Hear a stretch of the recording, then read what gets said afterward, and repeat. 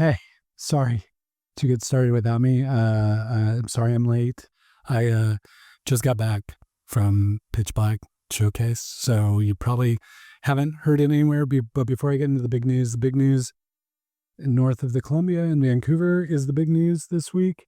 But Pitch Black Showcase, let me tell you, let me get the studio set up.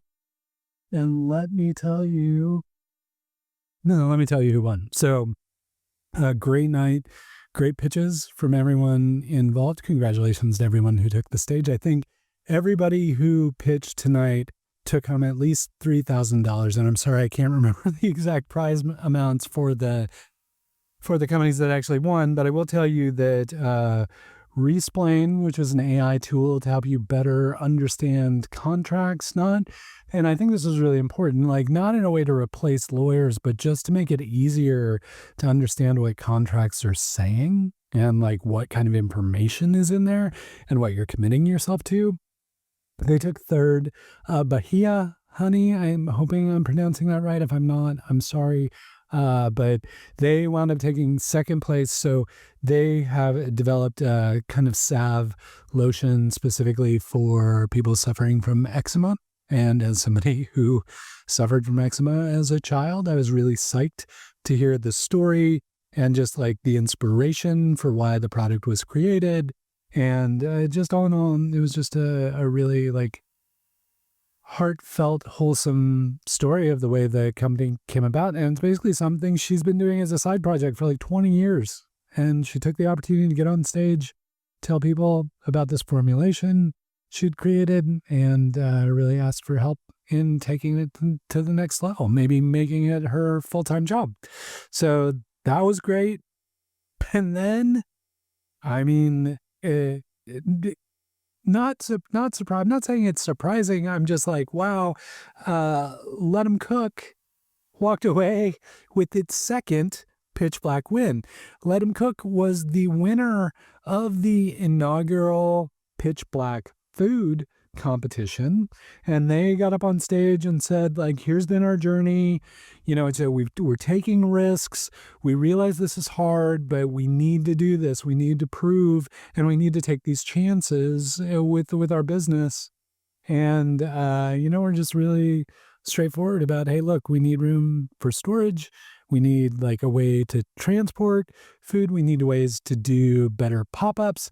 I don't know. It was just good. It was just a good, like, honest, straightforward, this is what we're doing, this is where we need your help. And apparently the crowd liked it, because if you're not familiar with Pitch Black, so the whole premise of Pitch Black, celebrate Black innovation and businesses and products, and everyone who takes the stage walks away with a cash prize. The other thing is all of the decisions are not made by committee or judging or whatever. They're determined by the audience. So the audience takes the time to vote on each pitch that went up, and there are a lot of just really great pitches. There was like a sports agent. There was a documentarian, a documentary filmmaker. There was a wine brand. Like there's all kinds of great jewelry brand. Like all types of businesses, and it was just really interesting to be there, to see the founders pitch, to hear their stories, and just congratulations to Let 'em Cook pulling off another win just with their straightforward, honest storytelling and approach to the way they do business. So congratulations to Let 'em Cook, the Pitch Black food champion, but also the Pitch Black Showcase champion for 2025. Okay, so now on to the big news. Big news taking place in Vancouver. I was talking to somebody about this today, like we were going back and forth on Slack, and they were like, it's kind of odd that, two things that we know people have been working on for a while have suddenly come to fruition within a few weeks of one another. The one was the Founder First Fund, which we talked about last week. And if you're interested in what I talked about there, I will link that up so that you can listen to that. But this week, it was something happening in Vancouver Dave Barkos, if you're in Vancouver, you know who Dave Barkos is. If you're not in Vancouver, Washington, and you're in Portland, you probably run into Dave because he attends a whole bunch of events and contributes to a whole bunch of events here in Portland as well. But I went back, I was like, how long have Dave and I been going back and forth about this? And the earliest email I could find was around 2012, where he and I were having a conversation about just building community, building startup community. And, Dave did things like he hosted, is it 10,000 Cups? Is that I think it's 10,000 Cups. Hosted that for a while and started a co-working space for a while and continued to help, entrepreneurs in Vancouver and in Portland, and started a great series called Conversations in the Coop, Startup Conversations in the Coop, that, brings founders to stage to tell their honest stories about what it's like to build a business. Anyway, so the news surrounds Dave and his company, North Bank Innovations. He's long had in mind that Vancouver needs an incubator, co-working facility that, helps early stage startups and founders in the community. And lo and behold, it just so happened that everything finally came together, and the Vancouver Innovation Center, the VIC, has now allowed North Bank Innovations to stand up some incubator co-working space within their facility. It's massive. It's basically a redevelopment of an old Hewlett-Packard HP campus in Vancouver, and they're changing it into like multi-use. I think there's going to be some residential stuff on the site, but anyway, a good chunk of it obviously is office space, and so they're trying to reinvigorate that office space by renting it out to folks, finding uses for it. And North Bank Innovations is going to be launching their incubator there. So that's huge news for Vancouver. It's huge news. It's huge news for folks in North Portland, where Vancouver may be closer than trying to get downtown. It's yet another pocket of something amazing happening in the local startup community that will contribute to this broader momentum. And, Dave sat down and chatted with Malia Spencer at the Portland Business Journal.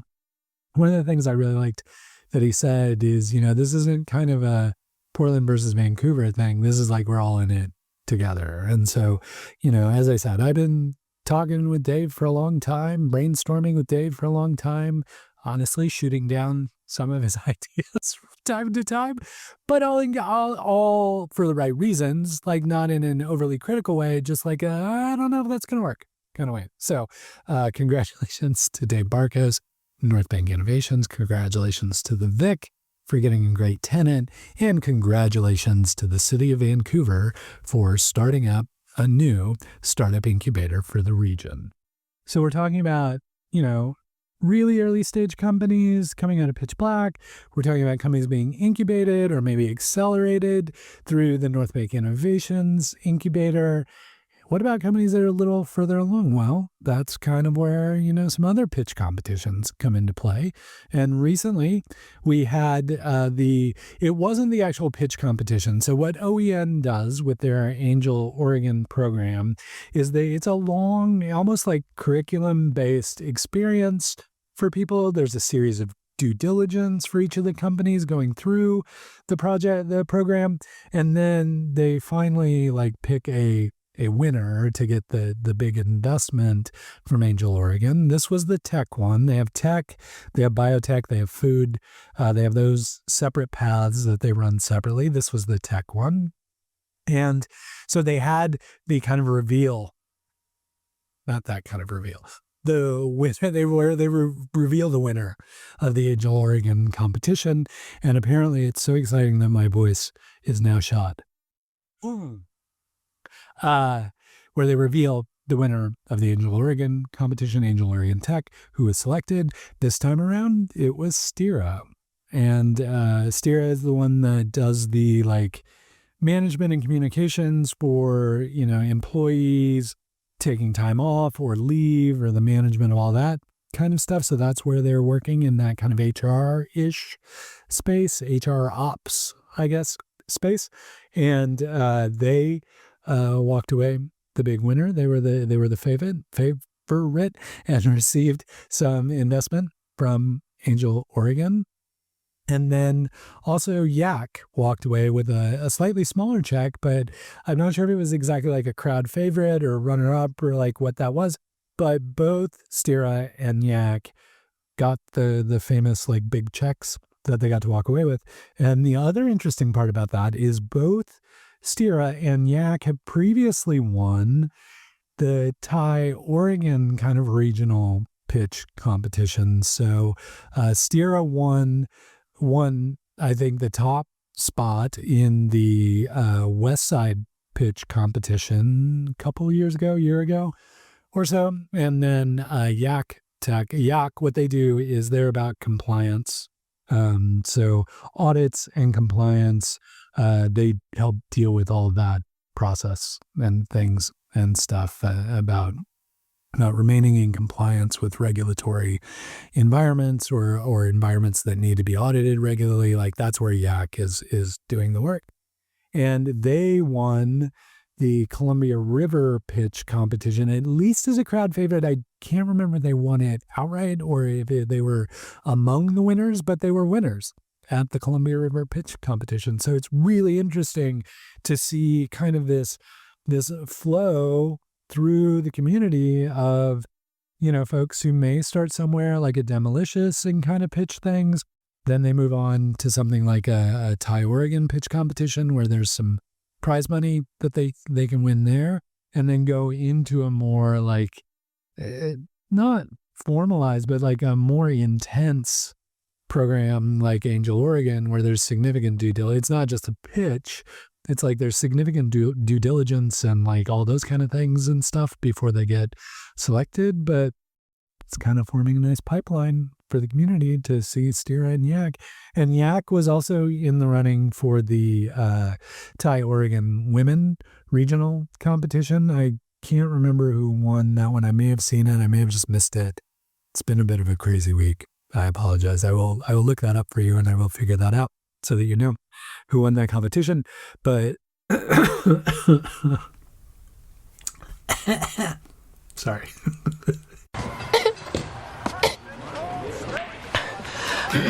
I think I'm getting the black lung, Bob. A little punchy. It's a little late. I was late to the show. You were already here. You were wondering what was going on. I'm sorry. I'm here. All right. I think the final thing, I don't even know if I have secrets this week. The final thing, Time, the magazine where they used to have like the person of the year, kind of that time, put out a, not Morris Day at the time.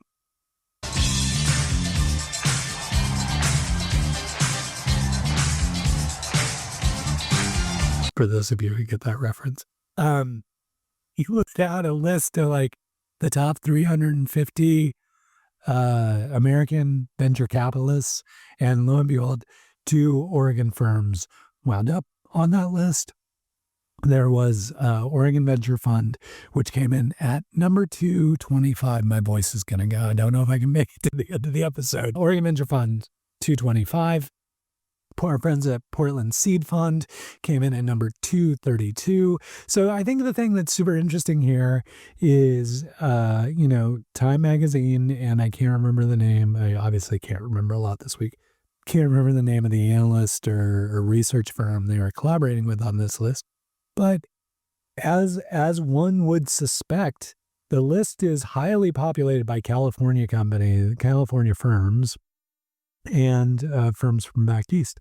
But it winds up that 2 Oregon firms wind up right there in the middle of the pack. So just interesting. Like